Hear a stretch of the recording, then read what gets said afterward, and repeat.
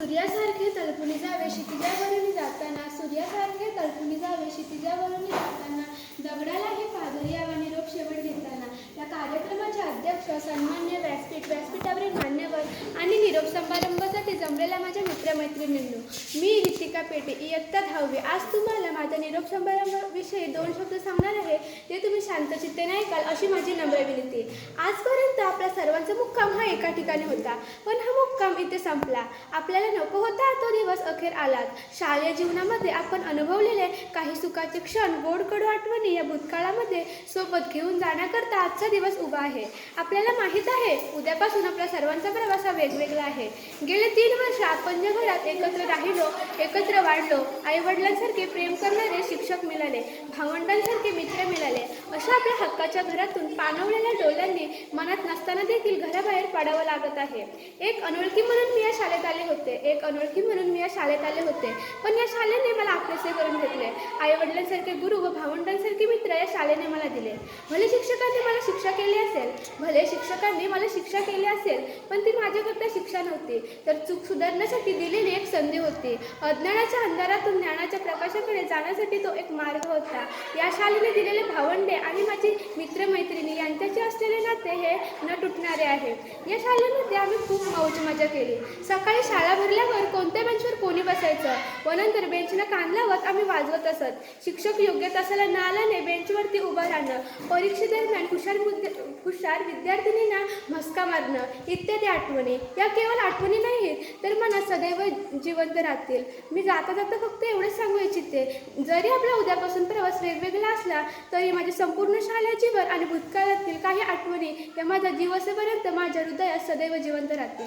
भविष्यात जेव्हा आम्ही एकत्र जमू तेव्हा शिक्षकांची आठवण कशी काढू, तर अशी काढू. त्यातलंच पहिला बोलेल काय, सायन्सला आपल्याला कोण होते? कांबळे सर त्यांचे नाव होते.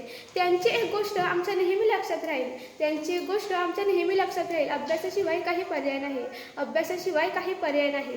लगेच दुसरा बोलेल काय, गावित सर माहिती आहे ना कसे होते? इतिहासचे ते शिक्षक होते. त्यांनी घडवले सर्वांना, पण आधी आमचे मटकेच होते. त्याच्या पुढे तिसरा बोलेल काय, टीचर सरांना विसरणे कसे शक्य होईल? सर तुमच्या एका उत्तराने पृथ्वी नष्ट होईल. लगेच चौथा बोलेल काय, मॅथच्या तासाला तुम्ही कडक होते सर, पण सर्वांच्या मनात तुम्हीच होते सर. लगेच पाचवा बोलेल काय, ठमके मॅडम कुठे गेल्या? मराठीला एवढ्या लवकर विसरला. सर्वांच्या मनात त्या घर करून बसल्या होत्या. ठमके मॅडमचा स्वभाव कधी कळलाच नाही. कधी रागवीत राहील, तर कधी मायेने जवळ घेत राहील. लगेच सहावा बोलेल काय, गावित सर लय मजेदार होते. इंग्रजीचे ते शिक्षक होते. ते सर्वांना गोड बोलत, एक मजेदार शब्द बोलून ते सर्वांना हसवत. लगेच सातवा बोलेल काय, राष्ट्रीय भाषेचा विषय ज्यांचा हिंदी शिकवणार असतात त्यांच्या टीचर सर नावाचे ते सर होते. 2 ओळी त्या माझ्या मित्र आणि मैत्रिणींसाठी. जो दिल में दिमाग न रखता वो होता है यार, जो हर पल कुछ भी कर देता है वो होता है यार, जो आंसुओं को मुस्कान में बदल देता है वो होता है यार, जो कुछ भी कर देता है पर अपना काम कर देता है वो होता है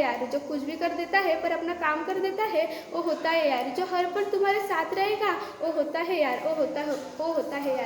या भाषणाचा शेवट मी एका हिंदी कवितेने करणार आहे. जीवन की राह पर हम आगे बढ़ते जाएंगे, चाहे कहीं भी हो हम, पर आपको न भूल पाएंगे.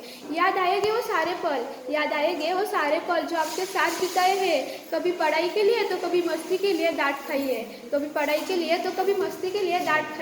आपका आशीर्वाद लेकर हम यहाँ से जाएंगे, चाहे कहीं भी हो हम, पर आपको न भूल पाएंगे. एवढे बोल माझ्या दोन शब्द संपवते.